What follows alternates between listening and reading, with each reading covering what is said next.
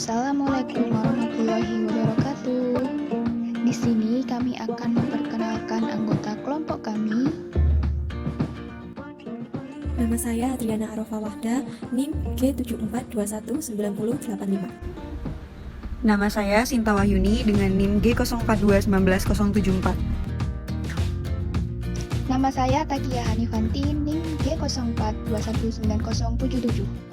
Saya Yunzil Ainul Ismi, NIM G04219082.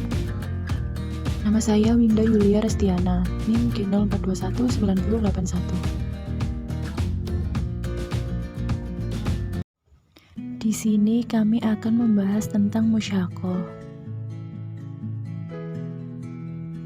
Pengertian musyakoh. Musyakoh adalah akad atau perjanjian kerjasama di bidang pertanian yang mana penggarap lahan harus merawat, memelihara, serta menjaga perkebunan sawah dan lain sebagainya, di mana dari hasil tersebut akan dibagi menjadi dua sesuai kesepakatan keduanya. Dasar hukum musyakoh terdapat dalam Quran Surat Al-Maidah ayat 2 yang artinya, dan tolong menolonglah dalam berbuat kebaikan dan bertakwa, dan janganlah tolong menolong dalam berbuat dosa dan pelanggaran, dan bertakwalah kepada Allah, sesungguhnya Allah sangat berat siksanya. Dasar hukum yang kedua terdapat dalam hadis yang artinya, penduduk Ansor berkata kepada Rasulullah SAW, "Bagilah pohon kurma antara kami." Beliau menjawab, "Tidak." Maka mereka berkata, "Kalian yang merawatnya dan kami akan membagi buahnya bersama kalian." Dan mereka menjawab, "Kami mendengar dan kami patuh."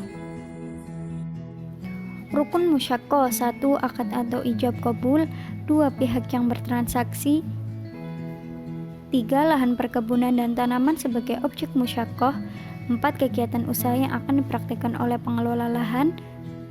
5. Kesepakatan tentang presentasi bagi hasil musyakoh. Syarat musyakoh: 1. Sihhat, yaitu ijab kabul kedua belah pihak. 2. Syarat orang yang bekerja sama dalam akad musyakoh, yakni balik, berakal, dan dapat bertindak sesuai hukum.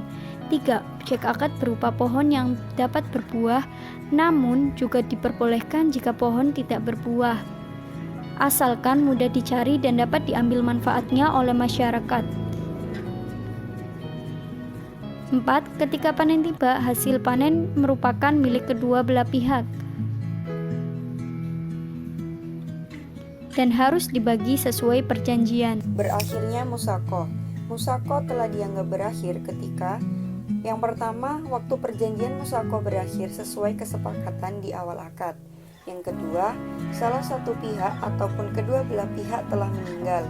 Namun, jika ahli waris berkenan untuk meneruskan akad musyakoh, maka akad ini tetap diperbolehkan. Yang ketiga, terdapat suatu hal yang menghalangi masing-masing pihak untuk tidak boleh meneruskan kesepakatan musyakoh. Penerapan musyakoh.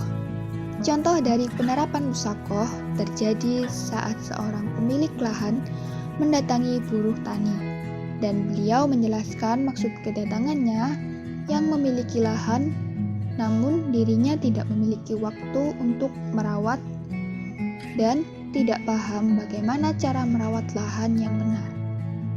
Karena alasan tersebut, pemilik lahan bermaksud menyerahkan kebunnya untuk digarap dan dirawat oleh buruh tani. Buruh tani pun meminta adanya pembagian hasil yang dibagi dua karena pekerjaannya merawat lahan pemilik kebun. Pemilik kebun menyetujui permintaan buruh tani untuk pembagian hasil, dan buruh tani menyetujuinya. Dari sini kita peroleh kesepakatan ini merupakan akad musyakoh antara pemilik lahan dan buruh tani. Sekian, terima kasih. Wassalamualaikum warahmatullahi wabarakatuh.